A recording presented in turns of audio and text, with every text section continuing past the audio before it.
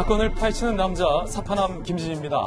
오늘도 저와 함께 사건 파헤쳐 주실 분 모셨습니다. 형사 출신의 변호사 박성배 변호사 나왔습니다. 어서 오세요. 안녕하십니까. 어느 날 호련히 한국을 떠난 7순 넘은 노인이 여기 있습니다.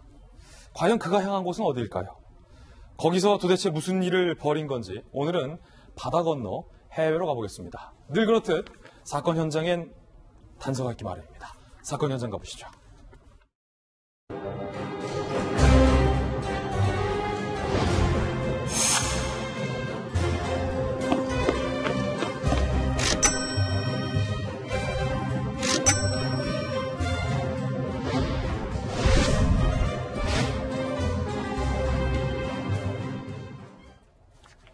자, 오늘 사건, 범죄 현장에서 세 가지 단서를 저희가 조금 전에 봤습니다. 첫 번째 단서부터 확인해 보겠습니다. 첫 번째 단서는 바로 일본행 티켓입니다. 출국, 디파처, 재팬 티켓이 있는데 어떤 단서일까요? 단서 내용 상세히 살펴보겠습니다. 바다 건너간 노인의 수상한 행적. 주인공은 72세입니다. 72세. 요즘 70대들이 워낙 젊으셔서 노인이라고 하기 좀 그렇긴 합니다만 고령이죠. 72세. 올해 2월 A씨와 공범 3명이 일본으로 건너갑니다. 건너간 이유는 이겁니다. 효고현과 오사카 등 지역에서 빈집을 털기 위해서. 원정 도둑이죠. 그런데 범행 시작 한 달 만에 전원이 다 체포됩니다. 호기롭던 범죄 당시와는 달리 한 달 만에 전원이 체포돼요. 그런데 약 2,700만 엔, 우리 돈으로 3억 원 상당의 물품 훔친 데 성공을 했고 과자 등과 섞여서 한국으로 발송을 하게 됩니다.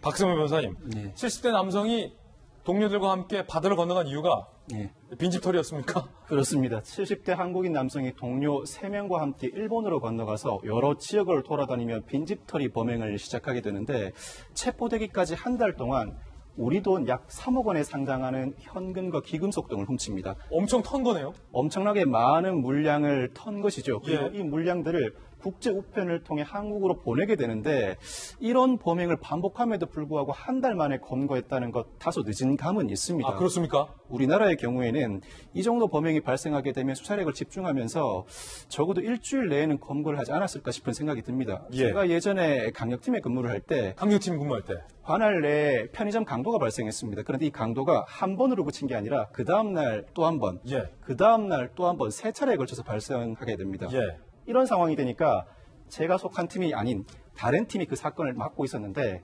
아침 초회 때부터 그 팀장님 분위기가 험악합니다. 예. 검거할 때까지 집에 들어가지 말라. 이틀밖에 안 지났는데. 예, 팀원 7, 8명에게 검거할 때까지 귀가하지 말라. 나도 집에 안 들어갈 테니까 라고 언급을 하는데 공교롭게도 그 말이 있고 그 바로 당일날 검거를 하게 됩니다. 예. 그런데 이에 비춰보면 이 사건의 경우에는 한 달 동안 이렇게 많은 물품과 현금을 훔칠 때까지 검거를 하지 못했다는 것 다소 늦은 감은 있습니다. 그러니까 강력계 팀장의 말에 따라서 범인 검거율이 좀 달라지기도 한다는 건데 지금 일본 경찰이 잡은 겁니까? 그렇습니다.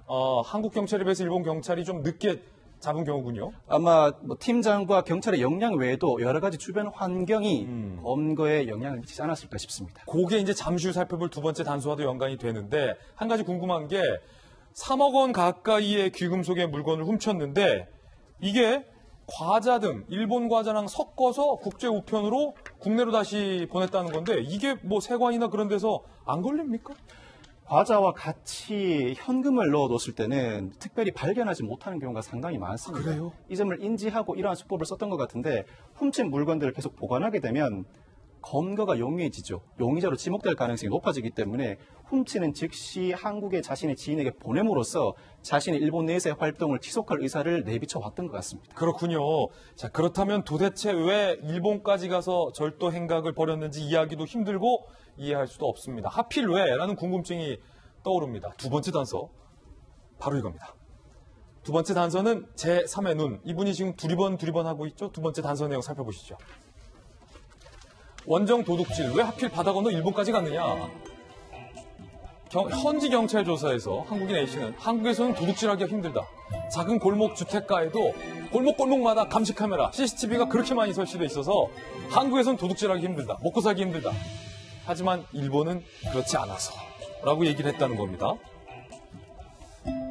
이시즈카 시니치 류코쿠 대학 범죄학 연구센터장은요, 낯선 외국에서 빈집 터는 것은 굉장히 어렵다.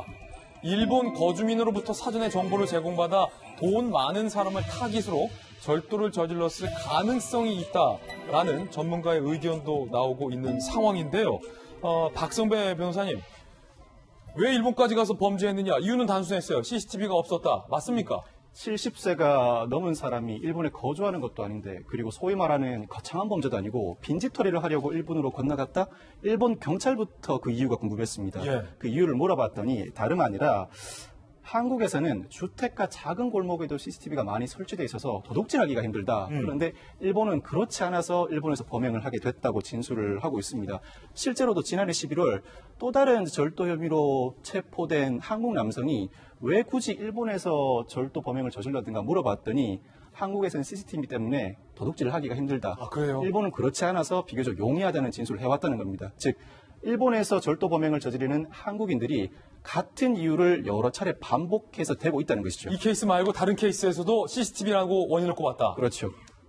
그러면 우리나라에는 그만큼 CCTV 개수가 많다는데 그게 거의 세계 최고 수준이다. 뭐 이런 얘기도 나오고 있어요. 우리나라의 경우에는 개인정보보호법에 따라서 범죄 예방 및 수사, 그리고 시설 관리와 화재 예방을 위해 공개된 장소에 CCTV를 설치할 수 있는데 상당히 광범위하게 설치되어 있습니다. 현재 우리나라에 설치된 CCTV는 약 800만 대 정도로 추정되는데 맞네요. 인구 대비 800만 대 세계 최대 수준입니다. 그렇지만 일본의 경우에는 CCTV가 아주 없는 건 아닌데 주로 대도시 번화가 위주로 설치되어 있지 주택가 등에는 거의 설치가 돼 있지 않습니다. 지금 류코쿠 대학 범죄학 연구센터장은 일본 내에서 다른 이야기하고 있어요. 낯선 외국에서 어떻게 빈집 터냐? 일본 거주민으로부터 사전에 정보 제공 받았을 거다. 그러니까 일본 내에 공범이 있을 거다. 더 조직적인 범죄일 거다라고 이 센터장은 제기하고 있는데 네. 공감하십니까? 이 언급도 일면 타당성이 있습니다. 예. CCTV가 부족하다는 것이 범행이 용이했다. 그것이 일본에서 범행을 저지른 주요한 이유로 보이는데 그 외에도 빈집털이는 그냥 실행하지 않습니다. 나름대로 철저한 준비를 거친 다음에 실행을 하게 됩니다.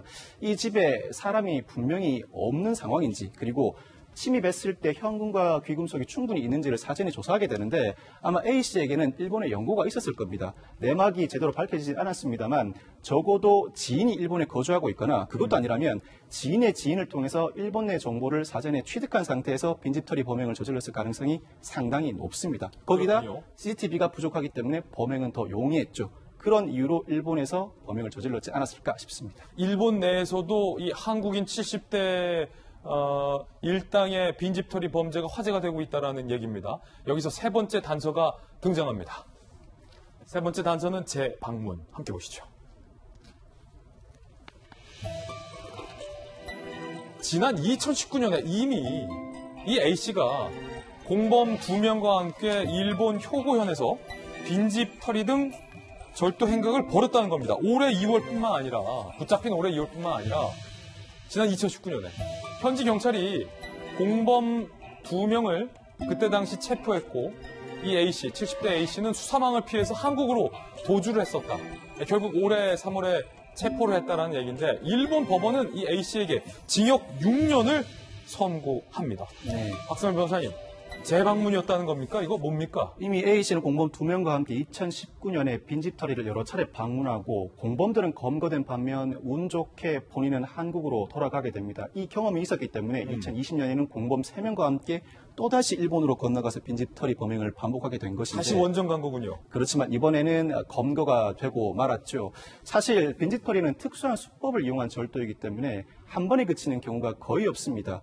동일한 범인이 여러 차례 범행을 반복한 상습성을 띠는 경우가 상당히 많은데 이 빈집털이는 절도 범행 중에서도 비교적 무거운 범죄, 침입절도에 해당합니다. 침입절도의 경우에는 특수한 수법을 조직적으로 이용해왔고 상습법인데다가 상당히 많은 양의 금품과 귀금속을 훔쳤음에도 그 피해가 회복되지 않았기 때문에 만약 우리나라였다면 징역 3년에서 4년 정도가 권고됐을 것 같습니다. 그런데 징역 6년이 권고됐다. 즉 징역 6년이 선고됐다는 것은 다소 높은 감은 있습니다만 우리나라의 경우에도 재판부에 따라서는 이 정도 형량이 선고될 가능성을 배제하지 못합니다. 예, 박성배 변호사님과 함께 오늘 사건도 명쾌하게 풀어봤습니다. 박 변호사님 감사합니다. 감사합니다.